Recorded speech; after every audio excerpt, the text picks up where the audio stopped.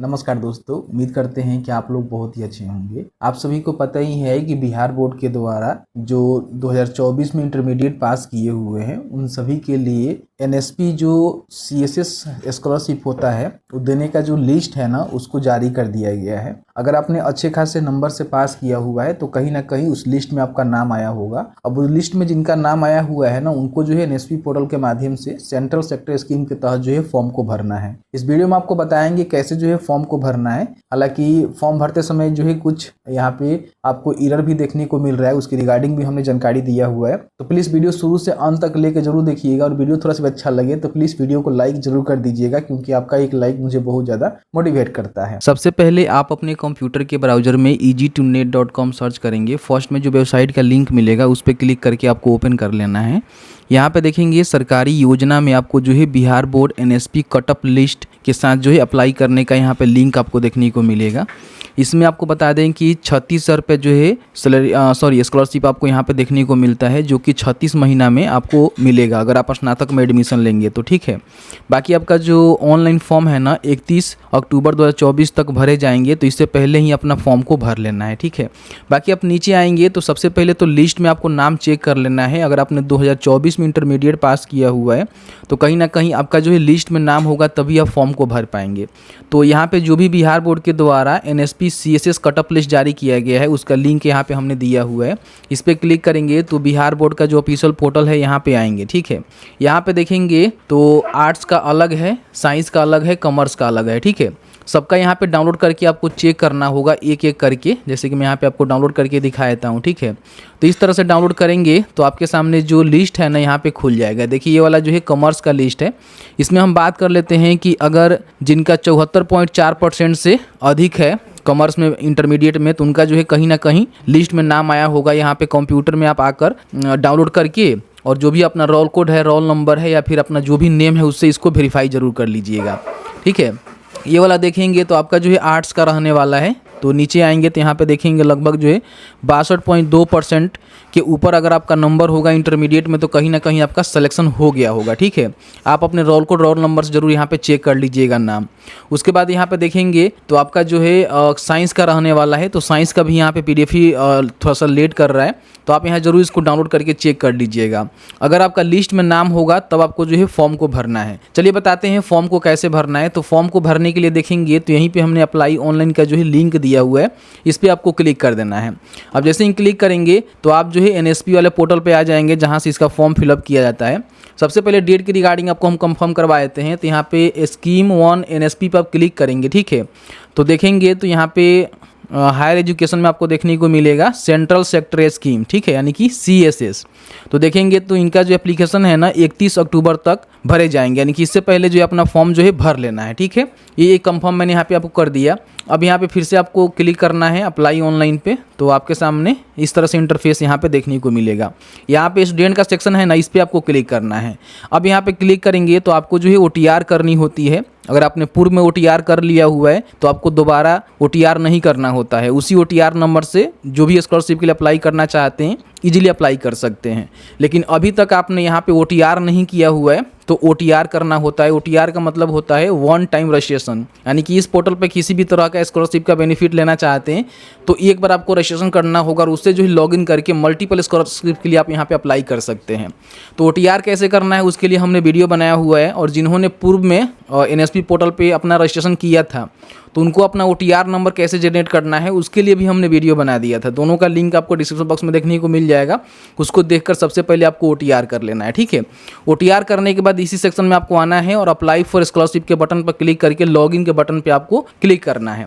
अब जैसे ही लॉगिन के बटन पर क्लिक करेंगे तो आपने OTR किया होगा तो एक जो है OTR रजिस्ट्रेशन नंबर आपको मिला होगा और आपने एक पासवर्ड क्रिएट किया होगा। ठीक है, तो यहाँ पे अपना जो भी OTR नंबर है उसको डालेंगे, यहाँ पे अपना जो पासवर्ड है उसको डालेंगे और जो भी सिक्योरिटी पिन है यानी कि जिस तरह से ये टाइप किया गया है ना उस तरह से यहाँ पे आपको टाइप करना है और लॉगिन के बटन पे क्लिक करना है। तो जैसे ही लॉगिन करेंगे तो आपके सामने जो है कुछ इस तरह से इंटरफेस यहाँ पे आपको देखने को मिलेगा। अगर आपने यहाँ पे कोई भी फॉर्म फिलअप किया होगा तो यहाँ पे एक्टिव आपको देखने को मिलेगा। तो आप चाहें तो यहीं से प्रोसीड कर सकते हैं, या फिर आप इसको हटाना चाहते हैं, विड्रॉ करना चाहते हैं तो आप यहाँ पे विड्रॉ भी कर सकते हैं। विड्रॉ करने के लिए आपको जो है क्या करना है कि प्रोसीड के बटन पर क्लिक करना है, ठीक है। यहाँ पे प्रोसीड के बटन पर क्लिक करेंगे तो आपके सामने जो है कुछ इस तरह से इंटरफेस यहाँ पे आपको देखने को मिलेगा। तो यहाँ पे इसको आप चाहें तो विड्रॉ कर सकते हैं। यहाँ पे क्लिक करेंगे और रीजन बताकर, ठीक है, यहाँ पे इसको विड्रॉ कर देंगे तो इस तरह से विड्रॉ हो जाएगा। क्योंकि अगर आपने कभी एक बार ट्राई किया था और आपका जो इस तरह से एक्टिव हो गया था तो फिर दोबारा आप यहाँ पे फॉर्म को नहीं भर सकते हैं, ठीक है। तो इसलिए आपको जो है इसको विड्रॉ कर देना है क्योंकि यहाँ से ये निकल जाए, ठीक है। तो इस तरह से देखेंगे आपका जो स्टेटस है यहाँ पे विड्रॉ देखने लगेगा। अगर आपने पूर्व में कोई भी फॉर्म फिलअप किया हुआ उसको कंप्लीट नहीं किए थे तो ये आपको ये प्रोसीजर करना है। अगर आप लॉगिन करेंगे, आप में कोई भी एक्टिव यहाँ पे स्कॉलरशिप नहीं है तो आपको जो है अप्लाई फॉर परहेज के बटन पर क्लिक करना होगा और यहाँ पे जो भी इनका गाइडलाइन है उसको यहाँ पे टिक करना है, ठीक है। और आई एग्री के बटन पर क्लिक करना है। अब यहाँ पे आपको बताना है कि आप जो है किस स्टेट के अंतर्गत आते हैं। जैसे कि मान लीजिए मैं बिहार से हूँ तो बिहार का सिलेक्शन करूँगा। यहाँ पे स्कॉलरशिप कैटेगरी में आपको देखेंगे तो 2 ऑप्शन मिलता है। यहाँ पे पोस्ट मैट्रिक, ठीक है, टॉप क्लास और प्री। तो यहाँ पे हमें जो है पोस्ट मैट्रिक ही सिलेक्ट करना है क्योंकि स्कॉलरशिप जो है पोस्ट मैट्रिक में ही आता है। यहाँ पे एप्लीकेशन टाइप में देखेंगे तो आपको 2 ऑप्शन मिलेगा कि आप स्कॉलरशिप का फॉर्म भरना चाहते हैं या फिर इंसेंटिव का। तो CS यानी कि सेंट्रल सेक्टर स्कॉलरशिप एक होता है तो इसके लिए हम भर रहे हैं तो यहाँ पे स्कॉलरशिप का ही सिलेक्शन करेंगे। फिर यहाँ पे सबमिट के बटन पर क्लिक करेंगे तो इस तरह से आपका जो स्कॉलरशिप का एक लिंक है यहाँ पे क्रिएट हो जाएगा। ये वाला एक्टिव होना चाहिए जो अभी हमने यहाँ पे क्रिएट किया हुआ है। ये वाला तो हमने विड्रॉल कर दिया था जो कि गलती से इन्होंने यहाँ पे क्रिएट किया था। अब यहाँ पे क्या करना है कि प्रोसीड के बटन पर क्लिक करना है। तो आपके सामने जो है कुछ इस तरह से इंटरफेस यहाँ पे देखने को मिलेगा। यहाँ पे करना क्या है, फिल एप्लीकेशन का जो बटन है ना इस पे आपको क्लिक करना है। आपका कुछ जानकारी ऊपर रहेगा जिसको मैंने हाइड किया हुआ है। यहाँ पे जो भी अपना कम्युनिटी है वो बताना है कि आप जो है किस कैटेगरी से आते हैं, जनरल है, OBC है, SC ST हैं, तो अपना कैटेगरी का सिलेक्शन करेंगे। फिर यहाँ पे अपना जो भी रिलीजन है वो बताना है कि आप बुद्धिस्ट है, क्रिश्चियन है, हिंदू है, जैन है, जो भी आपका कंडीशन है उसका सिलेक्शन करेंगे। आपका जो फैमिली इनकम है वो कितना है वो आपको बताना होगा। ध्यान रखेंगे 3.5 या 4.5 लाख से कम नहीं होनी चाहिए। हम इसके लिए जो नोटिस है ना आपको टेलीग्राम पे या फिर व्हाट्सएप पे शेयर करेंगे, बताएंगे कितना आपका जो है एनुअल इनकम आपका फैमिली का होना चाहिए, उससे कम ही आपको डालना है। फिर यहाँ पे अगर आप विकलांग हैं तो यहाँ पे बता सकते हैं कि मैं विकलांग हूँ, नहीं है तो यहाँ पे नो करेंगे। आपके जो पेरेंट है वो क्या करते हैं यहाँ पे बताएंगे। BD वर्कर हैं, सेंट्रल गवर्नमेंट में आर्मेड फोर्सेस में हैं, एक सर्विसमैन वगैरह वगैरह हैं, जो भी कंडीशन है बताएंगे। अगर आपको लगता है कि नहीं इस प्रकार के कोई भी नहीं है तो आप यहाँ पे अदर कर दीजिएगा, ठीक है। फिर आपका शादी हुआ है कि नहीं हुआ है वो बताना है कि आप मैरिड हैं या फिर अनमैरिड हैं, जिनका फॉर्म आप भर रहे हैं वो बताना होगा। फिर यहाँ पे any of the parent not alive, यानी कि इसमें से मान लीजिए आपके फादर या फिर मदर कोई अलाइव नहीं है तो बता सकते हैं, नहीं तो आप यहाँ पे नोट एप्लीकेबल करेंगे, ठीक है। उसके बाद यहाँ पे जो भी आपका परमानेंट एड्रेस है वो आपको फिल करना है कि आपका जो है डिस्ट्रिक्ट कहाँ से आता है। तो बेसिकली यहाँ पे अपना जो डिस्ट्रिक्ट का सिलेक्शन करेंगे, ठीक है। यहाँ पे स्टेट का सिलेक्शन रहेगा, फिर डिस्ट्रिक्ट का सिलेक्शन करेंगे और उसके बाद यहाँ पे जो भी आपका लोकेलिटी है, रूरल है, अर्बन है या फिर अदर है बताएंगे। फिर अपना हाउस नंबर, स्ट्रीट नंबर है तो डालेंगे और पिन कोड डालेंगे। उसके बाद इसको सेव एंड ड्राफ्ट के बटन पर क्लिक करके सेव करेंगे और उसके बाद सेव एंड नेक्स्ट के बटन पर आपको क्लिक करना है। तो जैसे ही जनरल इन्फॉर्मेशन आप यहाँ पे फिलअप कर लेते हैं तो अब यहाँ पे जो भी आपका एकेडमिक डिटेल्स है, जहाँ पे आपका एडमिशन है उसकी जानकारी आपको भरना है। क्योंकि आप सभी को पता ही है कि इंटर के बाद अगर आपने स्नातक में एडमिशन लिया हुआ है तो ही आपको बेनिफिट यहाँ पे देखने को मिलता है। तो सबसे पहले अपना जो भी इंस्टीट्यूट है ना उसका यहाँ पे सिलेक्शन आपको करना है कि आपने जो है कहाँ एडमिशन लिया हुआ है, ठीक है। तो यहाँ पे गेट इंस्टीट्यूट के बटन पे आपको क्लिक करना है। तो सबसे पहले अपना स्टेट का सिलेक्शन करेंगे, कौन से स्टेट में आपने लिया हुआ है एडमिशन। फिर उसका डिस्ट्रिक्ट का नेम बताएंगे कि आपने जो है कौन से डिस्ट्रिक्ट के अंतर्गत अपना एडमिशन कराया हुआ है, ठीक है। तो यहाँ पे सभी डिस्ट्रिक्ट आपको देखने को मिल जाएगा, आप यहाँ पे देख लीजिएगा। और उसके बाद जो है इंस्टीट्यूट का नेम यहाँ पे आपको इंटर करना है जहाँ भी आपका एडमिशन हुआ है। डालने के बाद यहाँ पे सर्च के बटन पे आपको क्लिक करना है। तो इस तरह से कॉलेज का नेम लिखेंगे, सर्च करेंगे तो आपके सामने आपका जो कॉलेज है ना यहाँ पे देखने को मिल जाएगा, ठीक है।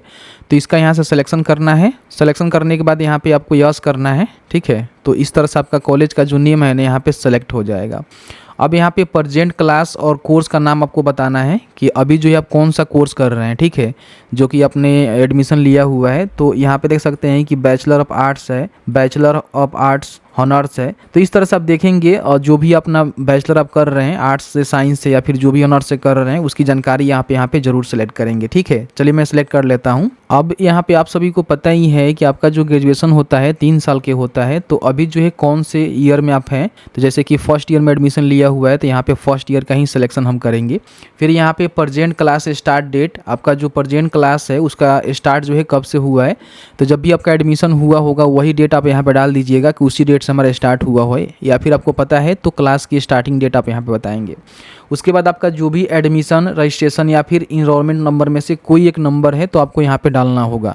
आपने एडमिशन करवाया होगा ग्रेजुएशन में तो आपको एक रिसिप्ट मिला होगा जिसमें रेफरेंस नंबर कुछ भी नंबर है तो आप यहाँ पे ज़रूर डाल देंगे। ठीक है, उसके बाद एडमिशन या फिर रजिस्ट्रेशन आपने कौन से जो है ईयर में करवाया हुआ है, तो अगर आपने 2024 में करवाया हुआ है तो 24 का सिलेक्शन करेंगे। फिर उसका रोल नंबर आपको डालना है और आपको सेक्शन बताना है कि आप कौन से सेक्शन में पढ़ाई करते हैं। ठीक है, उसके बाद यहाँ पे स्टडी का मोड बताएंगे कि आप रेगुलर फुल टाइम है या फिर क्रॉसपेंडेंस से कर रहे हैं। काफ़ी सारे जो बच्चे होते हैं रेगुलर फुल टाइम ही करते हैं तो ये आपका सिलेक्शन करना है। अगर आपका हॉस्टलर है, मतलब कि आप हॉस्टल में रहते हैं वहाँ पे, तो यस कर सकते हैं, नहीं है तो यहाँ पे नो करेंगे। ठीक है, उसके बाद जो भी आपका प्रीवियस एकेडमिक डिटेल्स है वो आपको भरना है, तो यहाँ पे आप क्लिक करेंगे।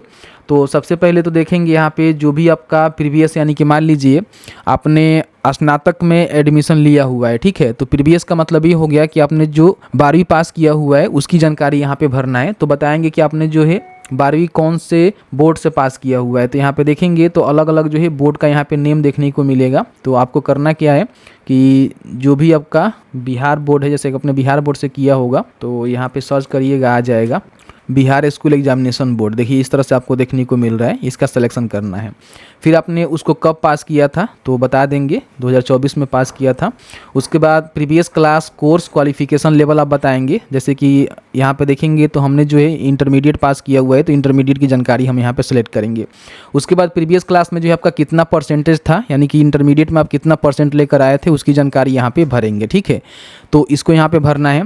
फिर अपना 10th क्लास की जानकारी यहाँ पे भरना है कि 10th का रोल नंबर क्या है, उसका रोल नंबर री इंटर करना है। फिर बोर्ड बताना है कि आपने जो है 10th कौन से बोर्ड से पास किया हुआ है, तो यहाँ पे बिहार स्कूल एग्जामिनेशन बोर्ड ही आपको डालना है, बिहार संस्कृत शिक्षा बोर्ड मत डाल दीजिएगा।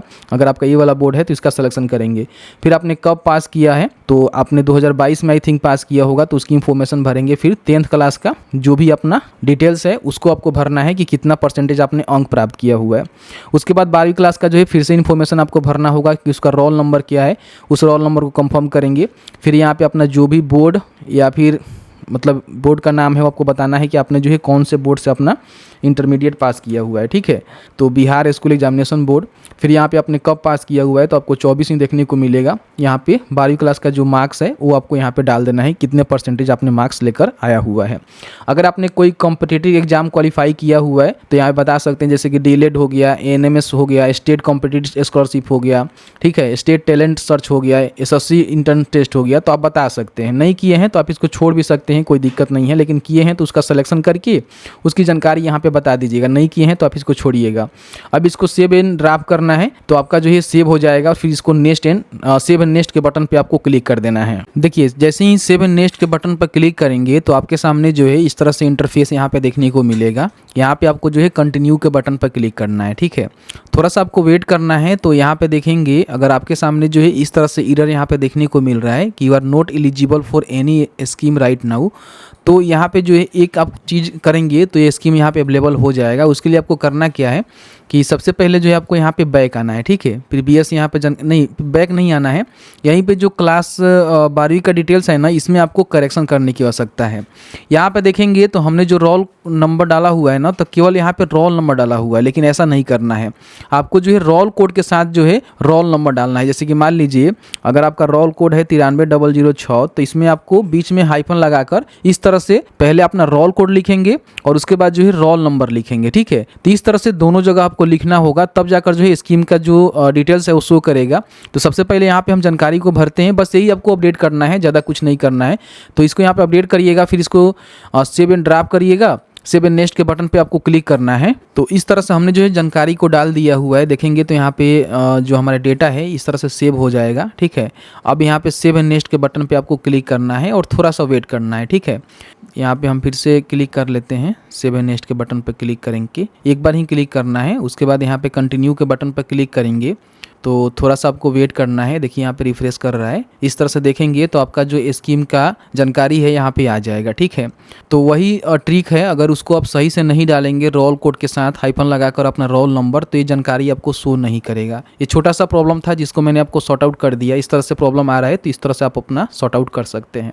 यहाँ पे आपको टिक करना है और टिक करने के बाद यहाँ पे सेव एंड नेक्स्ट के बटन पे आपको क्लिक करना है और यहाँ पे देखेंगे तो आपका डेटा सेव हो जाएगा। ठीक है, अब यहाँ पे जो आपने 12वीं कोर्स किया हुआ है कौन से स्ट्रीम से किया हुआ है, आर्ट्स है, कॉमर्स है या फिर साइंस है, तो जो भी आपका स्ट्रीम है उसकी यहाँ पे जानकारी को सिलेक्ट करेंगे।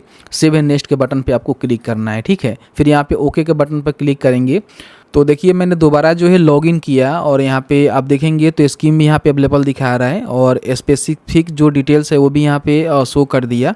अब यहाँ पे आपको जो है डॉक्यूमेंट अपलोड करना है, तो सबसे पहले डॉक्यूमेंट को स्कैन कर लीजिएगा। ठीक है, जो कि 20 KB से लेकर जो है 200 KB के बीच में PDF, JPG या फिर JPG फॉर्मेट में होनी चाहिए। ठीक है, यहाँ पे सबसे पहले जो है कास्ट सर्टिफिकेट इनके कंडीशन में जो है अपलोड करना पड़ रहा है, जो कि स्टेट और UT के द्वारा जो जारी किया जाता है, यानी कि आपने जो भी कास्ट सर्टिफिकेट बनवाया हुआ है, OBC जो भी कैटेगरी से आप हैं, OBC हैं तो OBC, SC ST हैं तो SC ST का, वो आपको यहाँ पे अपलोड करना है। ठीक है, यहाँ पे इनकम सर्टिफिकेट आपको देना होगा। तो इनकम सर्टिफिकेट जो भी आपने पहले फॉर्म भरते समय दिया था, जैसे कि आप फॉर्म भरे होंगे तो पूछा होगा कि आपका जो फैमिली इनकम है वो कितना है, तो उससे रिलेवेंट ही आपका जो इनकम सर्टिफिकेट हो वो होनी चाहिए। तो यहाँ पर इनकम सर्टिफिकेट को आपको अपलोड करना है।